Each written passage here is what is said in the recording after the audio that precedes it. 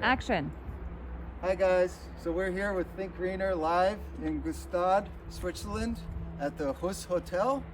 And I've met a nice friend here that I'd like to introduce you to. Hi, my name's Olivia.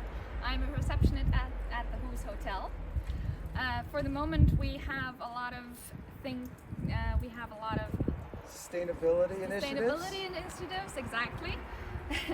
We have, for example, we recycle our masks because with the pandemic we are using a lot of masks. We are not allowed to use reusable masks for that. So we do recycle these. We recycle our gloves. We try to use environmentally friendly gloves too.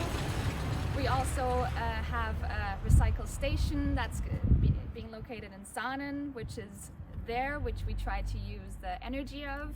That is all the recycling being done, and that would be about it. Yeah, because it's such a beautiful country here, and we are right in the heart of it. I wanted to show you the hotel over here.